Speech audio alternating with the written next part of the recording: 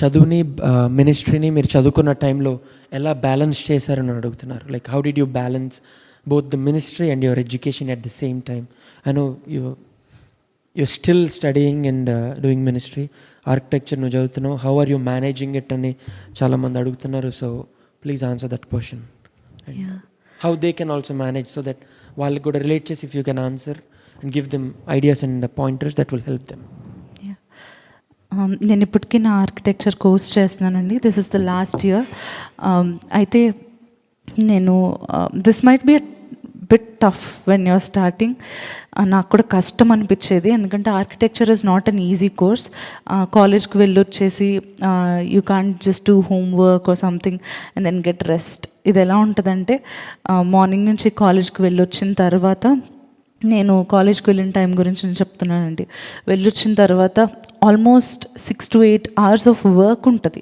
Like 6కి ఇంటికి వచ్చామనుకోండి, 12, 1 కొన్నిసార్లు పెద్ద ప్రాజెక్ట్స్ ఇస్తూ ఉంటారు, ప్రతిరోజు ఇస్తారు. ఇచ్చినప్పుడు ఎర్లీ మార్నింగ్ 6 వరకు అయిపోతూ ఉండేది. మరి ఆ టైంలో సేవ చేయాలి, మీటింగ్స్కి వెళ్ళాలి కదా, ఎగ్జామ్స్ రాయాలి కదా. ఆల్సో ఆ సమయంలోనే మరి వాక్యం ప్రిపేర్ అవ్వాలి, దేవునితో ఉన్న సమయం మనం లూజ్ అయిపోకూడదు. ఇవన్నీ ఉన్న సమయంలో ఐ వాజ్ ప్రేయింగ్, ప్రభా help me balance my education and ministry. అది ఫినిష్ చేసిన తర్వాత కంప్లీట్గా నేను మినిస్ట్రీలోనే ఉంటాను. I know this. అయితే నేను లాస్ట్ ఫ్యూ ఇయర్స్గా నేను చేసేదాన్ని ఏంటంటే, మార్నింగ్ లేచి ఎర్లీ మార్నింగ్ ఆల్మోస్ట్ త్వరగా లేచినప్పుడు లేచి కాలేజ్కి వెళ్ళేదాన్ని. కాలేజ్కి వెళ్ళి అక్కడున్న చదువు అంతా ఫినిష్ చేసుకున్నాక మధ్యలో ఐ యూస్ టు, మీరు నమ్మరండి, మధ్యలో నేను phones were allowed in our university.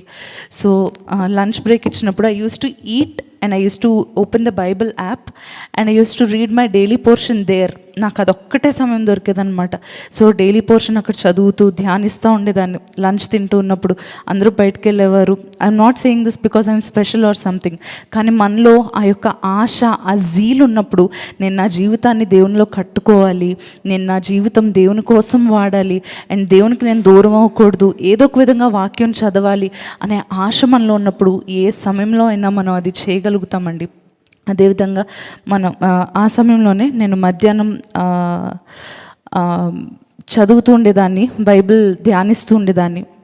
ధ్యానించి మరలా క్లాసెస్ స్టార్ట్ అవుతాయి కదా, స్టార్ట్ అయ్యి ఆ తర్వాత మరలా బైబిల్ యాప్లో అండి మళ్ళీ అడుగుతూ ఉంటారు, బైబిల్ తీసుకొచ్చి చదివేరా అంటే సిగ్గు కాదు, కానీ కాలేజెస్లో అటువంటివి అలౌ చేయరు కదండి.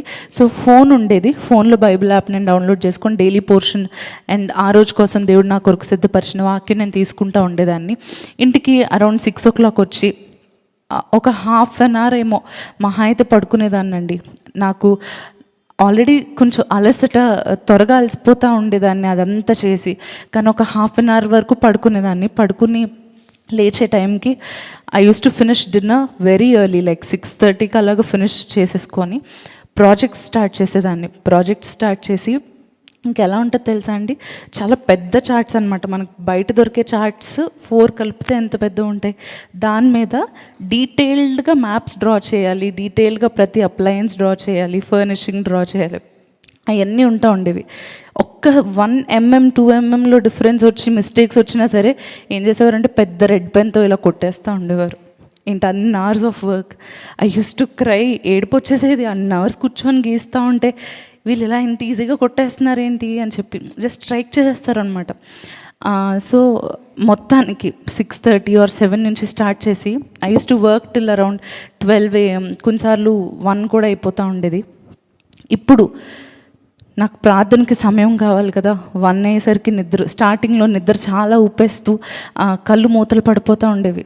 కానీ నేను I have to make time for prayer అని చెప్పి నేను ప్రార్థనలో మోకరించి 1 నుంచి ఆల్మోస్ట్ 4 AM వరకు I use to cry in the presence of the lord. కన్నీరు కార్చేదాన్ని. నా కష్టాలను బట్టే కాదండి, కష్టాలను బట్టి తప్పకుండా కారుస్తాం కదా, అది పక్కన పెట్టి దేవుని యొక్క ఆయన ఎంత మహోన్నతుడో, ఆయన నా జీవితంలో చేసిన మేళ్లను బట్టి, చేయబోతున్న వాటన్నిటిని బట్టి నేను కన్నీటితో నా దేవుని స్తుతించి ప్రార్థన చేస్తూ ఉండేదాన్ని.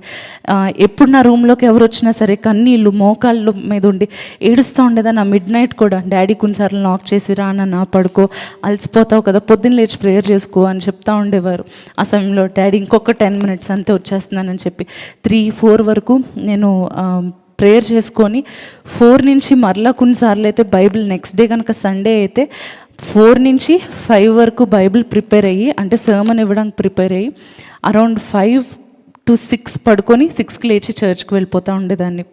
ఇటువంటి టైట్ స్కెడ్యూల్లో మరి నేను I use to manage prayer, education, reading the Bible, meditating and preparing to preach. ఆ మధ్యలో కొన్నిసార్లు అయితే మీటింగ్స్కి వెళ్ళాల్సి వచ్చిన పరిస్థితుల్లో మీటింగ్స్కి వెళ్ళి ఎర్లీ మార్నింగ్ డైరెక్ట్గా కాలేజ్కి వెళ్ళిపోయేదాన్ని. నా నాటా ఎగ్జామ్ అంటే ఆర్కిటెక్చర్ ఎంట్రన్స్ ఎగ్జామ్ ఉంటుందండి. That's a really tough exam అనమాట. సో దానికి కూడా నేను మినిమల్గా ప్రిపేర్ అయ్యాను. జస్ట్ బుక్ కూడా ఓపెన్ చేయలేదు, ఆన్లైన్లో ఇంపార్టెంట్ క్వశ్చన్స్ చూసుకున్నాను. దారిలో నిద్ర వచ్చేస్తుంది, మీటింగ్లో అలసిపోయాం, అయినా సరే పొద్దున్న డైరెక్ట్గా వెళ్ళి ఎగ్జామ్ రాసుకొని ఐ క్వాలిఫైడ్ ఇన్ దట్. కదా, దేవుని కోసం మనం పనిచేసినప్పుడు అది దేవుని కోసం చేస్తున్నాము, దేవుడికి ఏదో లాభం వస్తుంది, నేను ఏదో నష్టపోయానని ఆలోచించకూడదు. కానీ దేవుని కోసం నేను చేస్తున్నాను, ఇది వృధాగా పోదు అని చెప్పి నేను ఎప్పుడైతే నా దేవుని మహింపరచడానికి, నా దేవునితో దేవుని సన్నిధిలో నేను సమయం గడపడానికి ఎప్పుడైతే ఇష్టపడి ప్రయాసపడ్డానో దేవుడు నా జీవితంలో సంతోషము, స్వేచ్ఛనిచ్చాడండి. ఈరోజు I can balance both easily. ఈరోజు నాకు అలవాటు అయిపోయింది.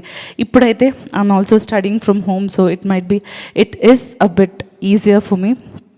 ఆల్సో దేవుడు మొదట ఆయన యొక్క నీతిని, ఆయన యొక్క రాజ్యాన్ని వెతకండి, అప్పుడు ఇవన్నీ మీకు అనుగ్రహింపబడతాయి అన్నట్టుగా నేను ఎప్పుడైతే దేవుని కోసం పనిచేయడానికి ఇష్టపడి నా యొక్క బలాన్ని, నా యొక్క సమయాన్ని, ఒక టీనేజర్గా, ఒక యూత్గా నేను ఎంజాయ్ చేయాల్సిన సమయాన్ని, ఇఫ్ ఐ హ్యాడ్ బ్రేక్, నేను నైట్ అంతా టీవీ ఏదో చూడొచ్చు, లేకపోతే ఏదైనా చేయొచ్చు. నేను నా గొప్పకు చెప్పట్లేదు, కానీ మీరు కూడా దీని ద్వారా ఇన్స్పైర్ అయ్యి మీరు కూడా ఇటువంటి బలమైన ఆత్మీయ జీవితం కలిగి ఉండాలని నేను ఆశపడతా ఉన్నానండి.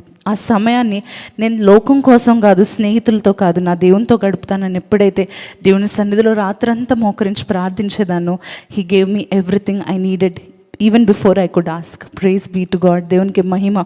అదేవిధంగా మీరు ఎలా బ్యాలెన్స్ చేసుకోవాలి అంటే, మీరు నిద్ర వదిలేసుకొని ఇలా చేసుకోండి అని నేను చెప్పట్లేదండి. మరి నాకు కొన్నిసార్లు ఏం చేసేదానంటే, మార్నింగ్ ప్రిపేర్ అయిన తర్వాత I use to have some time, కొంచెం టైం దొరికినా సరే నేను ఏం చేసేదాన్ని అంటే, ఒక 1 hour దొరికిన ప్రేయర్ తర్వాత నేను చక్కగా ఒక 3-4 hours, 1 hour 2 hours అట్లీస్ట్ అలా పడుకొని మమ్మీ త్వరగా లేపు అని చెప్పి మళ్ళీ లేచి కాలేజ్కి వెళ్తూ ఉండేదాన్ని. Some times I use to take day off to take rest కూడా. కదా, దేవుడు తన యొక్క ప్రజలు తగిన సమయంలో రెస్ట్ తీసుకోవాలని కూడా కోరుకుంటాడు కదా.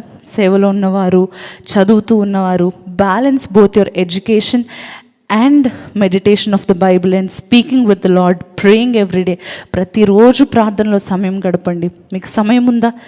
అది దేంట్లో ఏ ఎంటర్టైన్మెంట్ చూద్దాం, లేకపోతే ఏం చేద్దామని చేసేదాని బదులు దేవునితో గడపండి. మీకు అనారోగ్యంగా ఉందా, మీరు పడుకునే దగ్గరే మీరు పడుకొని ఉంటే కనుక మీరు తప్పకుండా పడుకొని అయినా సరే కళ్ళు మూసుకొని దేవునితో మాట్లాడడానికి ఇష్టపడండి. ప్రవ్వా, నాతో ఉన్నందుకు నీకు స్తోత్రం, నన్ను నడిపిస్తున్నందుకు నీకు వందనం అని చెప్పి ప్రతి విషయంను బట్టి దేవునికి స్తోత్రం చెల్లిస్తూ, కృతజ్ఞత చెల్లిస్తూ దేవుని పిలుపునకు లోబడండి.